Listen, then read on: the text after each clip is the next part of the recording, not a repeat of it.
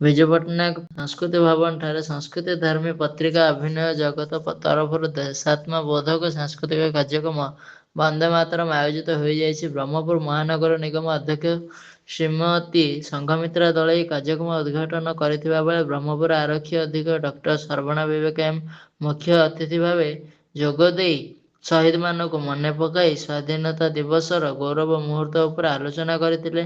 अन्यमानक मध्य ब्रह्मपुर सांबादिक संघर सभापति तथा ब्रह्मपुर ओटीवी कार्यालय मुख्य अशोक कुमार ब्रह्मा, नालंदा श्री महाविद्यालय अध्यक्ष कालीचरण साहू, सामंतरा एकाडेमी निर्देशक देवेश सामंतरा, शिल्पपति के राजा कुमार सेनापति प्रमुख अतिथि जोगदेथिले। ଏହି ଅବସରରେ କାର୍ଗିଲ ଯୁଦ୍ଧରେ ଶହୀଦ ହୋଇଥିବା ଶ୍ରୀନିବାସ ପାତ୍ରଙ୍କ ପତ୍ନୀ ସାବିତ୍ରୀ ପାତ୍ର, କାର୍ଗିଲ ଯୋଦ୍ଧା ରାଜେନ୍ଦ୍ର ସ୍ୱାର ଏବଂ ବାୟୁସେନା ନିଯୁକ୍ତି ପରୀକ୍ଷାରେ ପ୍ରଥମ ହୋଇଥିବା ଗଞ୍ଜାମ ଝିଅ ଅସିତା ପ୍ରିୟଦର୍ଶନୀଙ୍କୁ ସମ୍ବର୍ଦ୍ଧିତ କରାଯାଇଥିଲା। କାର୍ଯ୍ୟକ୍ରମକୁ ସମ୍ପାଦକ ଡକ୍ଟର ମିହିର ତ୍ରିପାଠୀ ସଂଯୋଜନା କରିଥିଲେ। वरिष्ठ सांबादिक सुदीप साहू, अनुराधा साहू, नवकिशोर महापात्र देशात्मबोधक गान करथिले। परिचालक रवींद्र कुमार नायक, कैलाश चंद्र पाणिग्राही, उषाराणी महापात्र, सरोज कुमार पंडा प्रमुख सहयोग करथिबा बेले सुनंदा राणी साहू सांस्कृतिक कार्यक्रम संयोजन करथिले। प्राय 150 जन छात्र छात्री देशात्मबोधक दलगत नृत्य परिवेषण करथिले।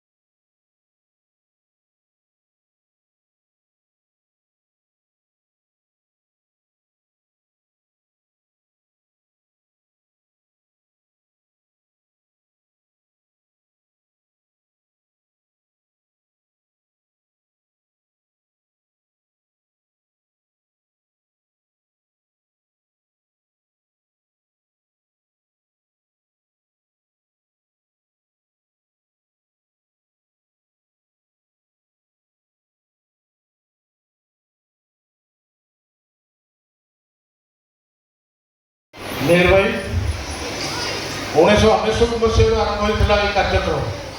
लक्ष्य थिला जे कारगिल जो मैंने शहीद होती जो मैंने कारगिल युद्ध में आमको जितई से उद्देश्य एवं से लंबा यात्रा बर्तमान आमर चली आसी चली आसी आप आशीर्वाद रही निहत भाव आज कहवाई चाहिए कि ये गोटे निरा कार्यक्रम जमी कालीसार कहे कारण ये टोटाल पेट्रोटिक कार्यक्रम निज पिलामानकर जो कल्चरल प्रोग्राम रही जातीयता बोध हवा दरकार ये नीति नहीं ये आशा नहीं आम आरंभ करूँ।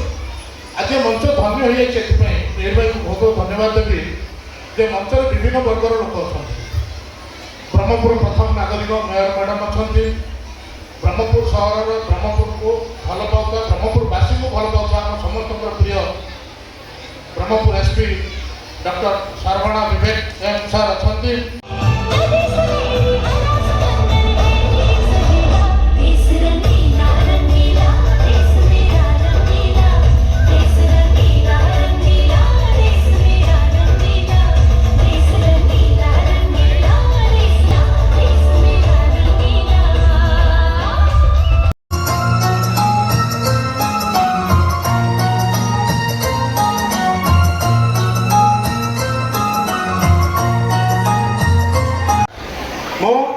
सुबेदार रिटायर्ड राजेंद्र कुमार स्वार उपस्थित मैडम संघमित्रा मेला दलई मैडम और एसपी सार को अनुरोध करी रिक्वेस्ट कर आज मंत्री एथि मंचस्थ होती 1990 ମସିହାରେ ଯେଉଁ କାର୍ଗିଲ ଯୁଦ୍ଧ ହେଇଥିଲା ସେଥିରେ ମୁଁ ଅଂଶୀଦାର ଥିଲି, ସେଥିରେ ଭାଗ ନେଇଥିଲି।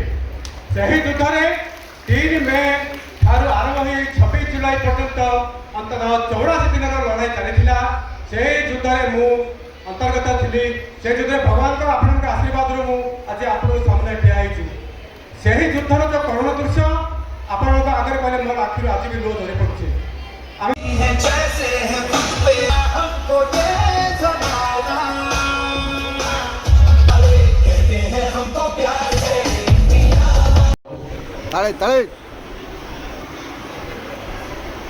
ଅନୁରାଧା ଆମର ସଭ୍ୟ ଅନୁରାଧା ମୁନା ମହାପାତ୍ର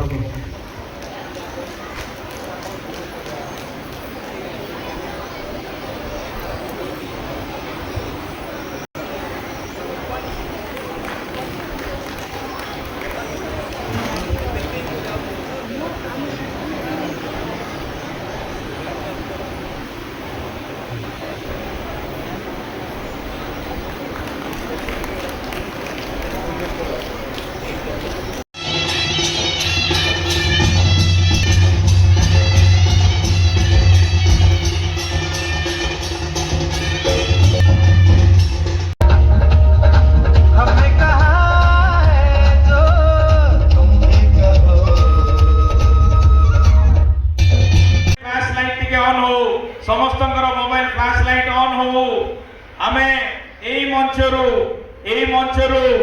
आमे मन पकाउछु जो माने हमको सुरक्षा दउचंती, जो माने आर्मी रे, नेवी रे, एयर फोर्स रे, बीएसएफ, सीआरपीएफ, सीआईएसएफ आउट के वेव हो भारत माता के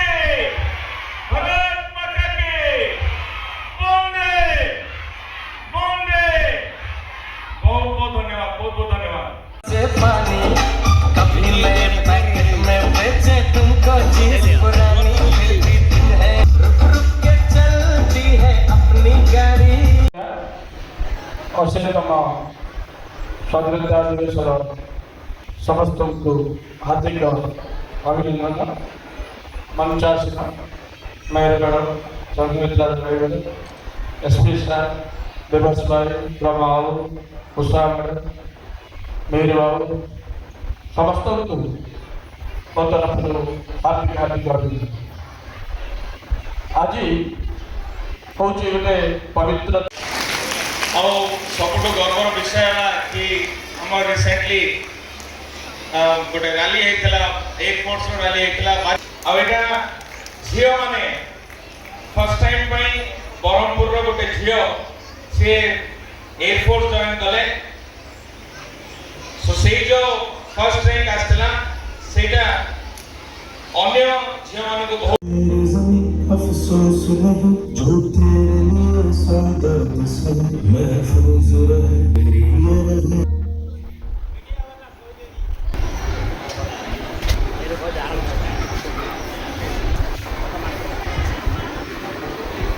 मेरी तेणु समस्त अनुरोध आम सहित कोअपरेट करेंगे आउ पिला पेरेन्ट्स मान अनुरोध निश्चित भाव पिला रखिए आम से मेमेंटो सर्टिफिकेट निश्चित भाव शेष दबू। Thank you.